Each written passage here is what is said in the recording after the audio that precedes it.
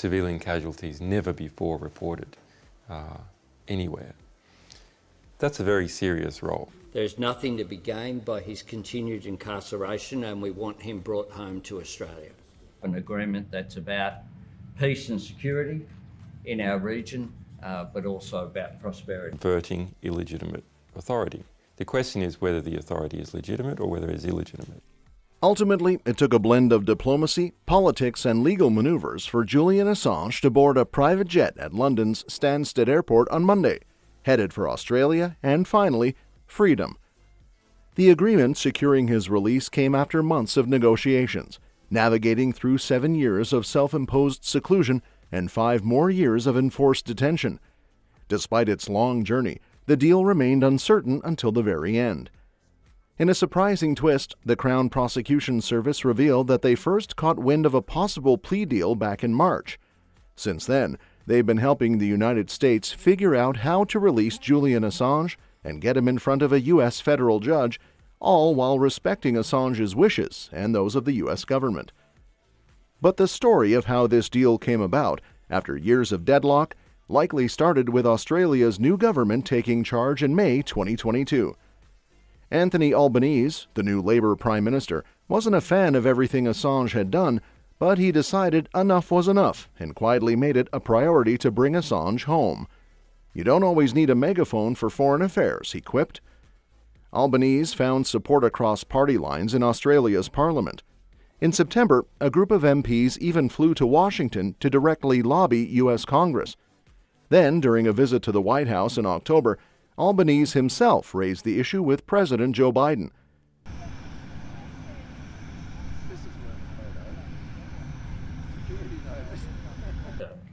A reminder every time that we have a responsibility to this and future generations. And we have engaged and advocated Australia's interests using all appropriate channels. Civilian casualties never before reported anywhere. That's a very serious role. This momentum grew with a strong parliamentary vote in February, urging the U.S. and U.K. to let Assange return to Australia. They also leaned on Caroline Kennedy, the U.S. ambassador to Australia, for support. Playing a crucial role in this diplomatic dance was Stephen Smith, Australia's new High Commissioner in London. Sources say he took personal charge to push the deal through, having been Foreign Minister in a previous Australian government. Kevin Rudd, Australia's ambassador in Washington, also lent a hand. Simon Jackman, a professor at the University of Sydney, noted that while Australia usually sides with the U.S., public sentiment had shifted just enough for Albanese to quietly advocate for Assange's release behind closed doors. Australian ministers even drew parallels between Assange's situation and other Australians held as political pawns abroad. Greg Barnes, a barrister involved in Assange's campaign, credited politics for the breakthrough. The Albanese government was the first to elevate the matter with the U.S., and Albanese got support from the opposition. The treatment of Assange stuck in the craw of many Australians. People would ask, where's the public interest in that? A legal lifeline. Then came the law. On May 20, the UK's High Court gave Julian Assange a legal opportunity. They ruled he could launch a new appeal against extradition to the U.S. for publishing military secrets. At that point, Assange faced serious charges under the U.S. Espionage Act, 17 counts for publishing classified information, each carrying a maximum 10-year prison term, and 1 count of hacking, punishable by up to 5 years. A crucial part of the court's decision was whether Assange, an Australian citizen, could use the U.S. First Amendment's free speech protection as a defense. Nick Vamos, a former CPS extradition head, explained that this ruling pressured both sides to negotiate. Assange could argue his publication of U.S. secrets was protected by free speech, potentially causing months or years of delays and legal battles. If extradited, the WikiLeaks founder will be prosecuted under the U.S. Espionage Act for publishing classified. Averting illegitimate authority. The question is whether the authority is legitimate or whether it is illegitimate. You prefer the weather here to London? That has enabled WikiLeaks, the organisation, to go head-to-head with the Pentagon Faced with uncertainty and more delays, it seems the U.S. dropped the publishing charges in exchange for Assange admitting to hacking and time already served, finally ending this long saga, Vamos said. However, Vamos noted that the First Amendment wouldn't protect Assange from the separate hacking charge. Both sides understood the risks, which pushed them to the negotiating table, he added. Government sources mentioned the upcoming high court dates on July 9 and 10, emphasizing the urgency for a deal. Both parties knew they had to act quickly if they were to reach an agreement. The stark opposition. The recent motion in the Australian Parliament calling for Julian Assange's release and return home garnered strong support but also encountered resistance. It was backed by 86 members, including Prime Minister Anthony Albanese, while 42 members, mostly from the Conservative opposition coalition, opposed it. Notably, most members of the main opposition party voted against the motion, except for Bridget Archer, who represents Bass and supported it. Opposition figures like Dan Tehan stressed the gravity of the charges Assange faces related to national security. They argued for expediting the legal process rather than stopping the extradition. This divide underscores a significant split in Australian politics concerning Assange's case. The way our technology is constructed, the way the internet is constructed, it's quite hard to stop things reappearing. There's nothing to be gained by his continued incarceration, and we want him brought home to Australia. Able to deal with the implications of people leaking national security issues.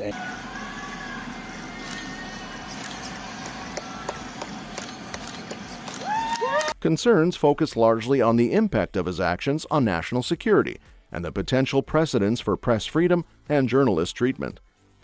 Politics at play. As always, politics had its role to play. The Americans had shown interest in striking a deal some time back.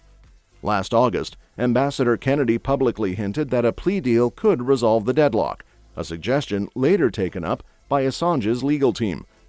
President Biden also mentioned in April that he was considering Australia's request to drop the prosecution.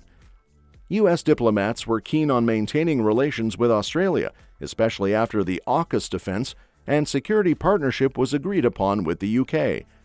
The Assange case had long strained UK-US relations, prompting diplomats on both sides to seek a resolution. There was speculation that the Biden administration aimed to resolve the issue before the presidential election in November. Some supporters of Assange even suggested that the U.S. feared a less cooperative stance from a potential Labour government in the UK regarding his extradition.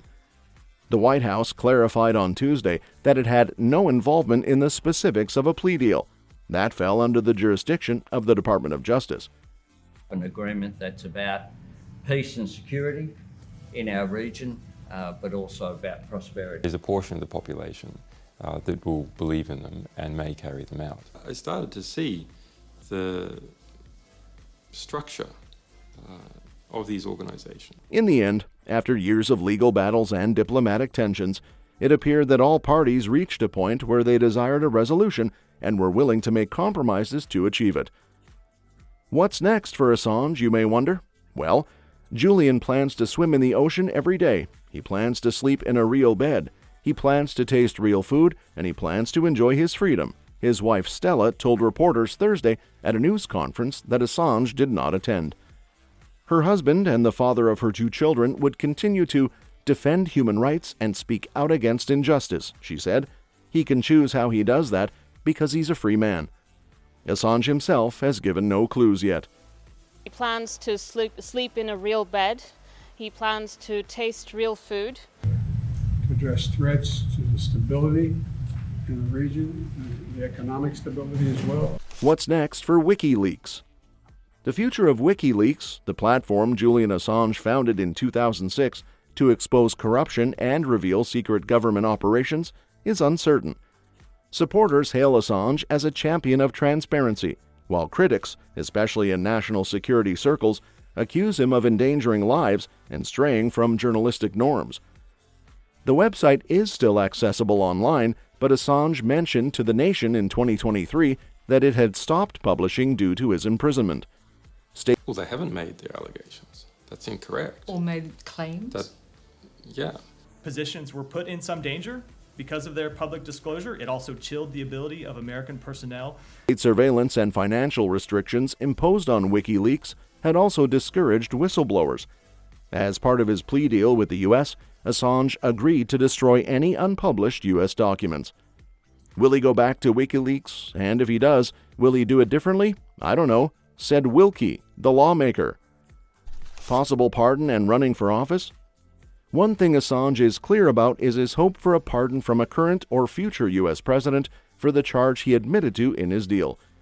Media experts are concerned that his conviction could discourage investigative journalism that serves the public interest. Assange has always argued he's a journalist, and Peter Grest, a professor and ex-foreign correspondent jailed in Egypt for his reporting, warns this case might set a precedent for prosecuting other reporters. In the past, Assange aimed for a political career, running unsuccessfully for the Australian Senate with his WikiLeaks party in 2013. He hasn't hinted at running again since then. When you turn a bright light on, the cockroaches scuttle away. That's what we need to do to Canberra, he quipped on the new show 60 Minutes in 2013, explaining his political aspirations. Despite past animosity between him and the government, Assange received a hero's welcome in Australia on Wednesday, including support from politicians and the public who had previously been against him. You think of his activities, Mr. Assange's case had dragged on for far too long.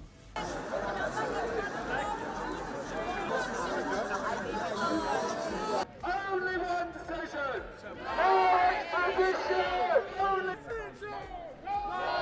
It showed a gradual change in how Australians view the WikiLeaks founder, but also revealed a curious tension. Recently, an Australian judge sentenced a former army lawyer to nearly 6 years in prison for leaking classified information about alleged Australian war crimes in Afghanistan. Assange's legal team brought up this case on Thursday. Analysts pointed out that this and similar cases, along with renewed attention on Assange, highlight a national culture of secrecy around information. This culture has been upheld even by some politicians who now celebrate Assange's newfound freedom.